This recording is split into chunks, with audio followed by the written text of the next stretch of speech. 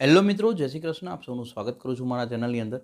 Canada IRCC તરફથી ફરી એક વખત એક એવી અપડેટ, આજની બંને અપડેટ તમારા માટે જોવા જેવી છે, કારણ કે કેનેડા આઈઆરસીસીએ તમને એક ક્લિયર આંકડા આપી દીધા છે કે હવે તમે કયા પ્રોવિન્સમાં રહો તો તમને જલ્દી પીઆર મળી શકે, અથવા આના ઉપરથી તમે આજનો જે વિડીયો છે એના ઉપરથી તમે જોશો તમને એ બી એક બેનિફિટ્સ મળશે કે તમારે તમારી પ્રોફાઇલ વાઇઝ તમારા માટે કયા પ્રોવિન્સમાં જવાથી તમને બેનિફિટ્સ મળી શકે એમ છે. બધી ડિટેલની અંદર આપણે આગળ ચર્ચા કરશું. વિડીયો લાસ્ટ સુધી જોશો તો તમને પ્રોપરલી સમજમાં આવી જશે. જેની અંદર બે અપડેટ છે આજની. બંને અપડેટ તમારા લોકો માટે ખાસ જોવા જેવી છે અને તમારા લોકો માટે ખાસ સમજવા જેવી પણ છે. એ પહેલાં ચેનલ પર નવા છો, સબસ્ક્રાઈબ કરી દેજો, નોટિફિકેશન ઓન રાખજો. હવે તો કે આઈઆરસીસીએ ઓલરેડી જે એલોકેશન્સ હતા એ દરેક પ્રોવિન્સને આપી દીધા છે કે કયા પ્રોવિન્સ કેટલા એલોકેશન્સ જે છે એ શું કહેવાય એ મુજબ એ પીઆરની ફાઇલને નોમિનેટ કરી શકે છે. આની અંદર દરેક પ્રોવિન્સનો હું તમને આંકડાઓ રિલીઝ કરું. આની સાથે સાથે જ એવા બી એક પ્રોવિન્સ છે કે જેમણે ઓલરેડી બાર્ગેનિંગ કર્યું વન ટાઈપ ઓફ આઈઆરસી સાથે અને એમને એપ્લિકેશન્સ વધારી આપવામાં આવી છે, જેને કારણે એ પ્રોવિન્સમાં વધારે નોમિનેશન કરવાનો અધિકાર એમને મળ્યો છે. બધી ડિટેલ આપણે આગળમાં જઈએ પહેલાં @HM વિઝા કાઉન્સેલિંગ આ ચેનલને બી સબસ્ક્રાઈબ કરો. દરેક મા બાપને મદદ મળે, કારણ કે એમ ઘણાના બાળકો જર્મની હોય, યુકે હોય, તો એમને ત્યાંથી માહિતગાર થઈ શકે.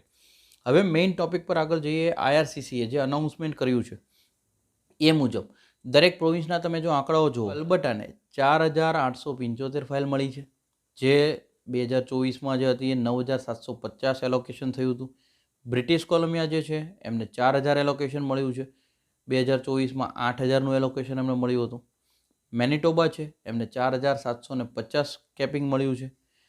2024માં 9540નું કેપિંગ હતું. ન્યૂ બ્રોન્ઝવિકની જો વાત કરીએ તો 2750નું એલોકેશન એને મળ્યું છે, જે પહેલાં 5500 હતું. નોર્થ વેસ્ટ ટેરેટરી 150 એપ્લિકેશન મળી છે. 300 એપ્લિકેશન એને 2024માં અધિકાર મળ્યો હતો. સાસ્કેચુનની વાત કરીએ 8000 એપ્લિકેશન એને 2024માં મળી હતી. હાફ કરીએ તો 4000 થવી જોઈએ, પરંતુ એને એના કરતાં ડિડક્શન કરી 3625 એપ્લિકેશન આપવામાં આવી છે. યુકોન ટેરેટરીની વાત કરીએ તો 215 એપ્લિકેશન્સ એને મળી છે અને 430 એમને જે છે એ ઓલરેડી 2024માં એલોકેશન્સ મળ્યા હતા. જ્યારે બી માર્ક મિલરે આ અનાઉન્સમેન્ટ કર્યા હતા ત્યારે એમણે કહ્યું હતું કે જે ન્યૂ ટાર્ગેટ છે, એટલે કે 2025ના ઇમિગ્રેશન પ્લાન છે, એમાં પીએનપી દ્વારા જે સિલેક્શનો આવી રહ્યા છે એને હાફ કરવામાં આવશે, એટલે કે 1,10,000ની જગ્યાએ એને કટ કરી અને 55,000ની વાત કરવામાં આવી હતી.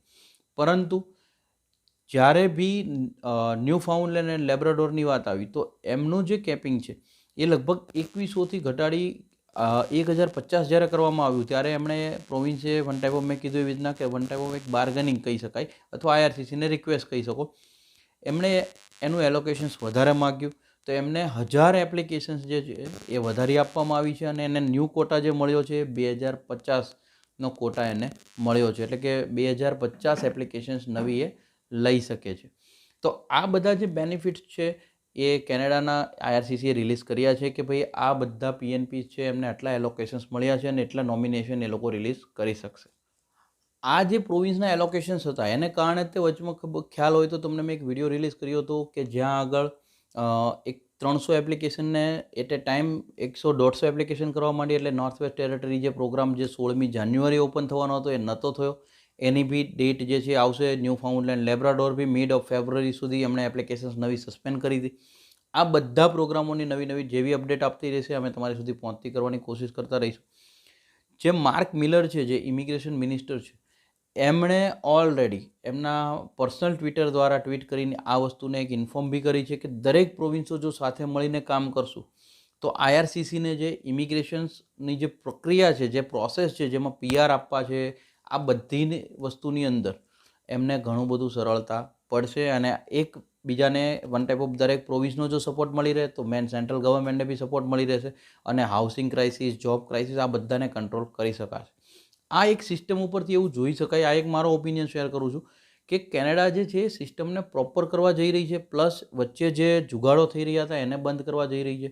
અને ઘણા ટાઈમથી મેં બી તમને કીધું એ મુજબ કે ભાઈ ધીરે ધીરે આ બધું પટરી પર આવી રહ્યું છે, તો એ તમારા લોકો માટે બી એક સારી જ વાત છે. કદાચ આ રિગાર્ડિંગ તમારો કોઈ ઓપિનિયન છે જરૂરથી કોમેન્ટ કરતા રહેજો, ક્વેશ્ચન્સ પૂછતા રહેજો અને મેક્ઝિમમ લોકો સુધી શેર કરવાનું ના ભૂલતા, because spread education, support education, always આપણે એજ્યુકેશનને સપોર્ટ કરતા રહીએ.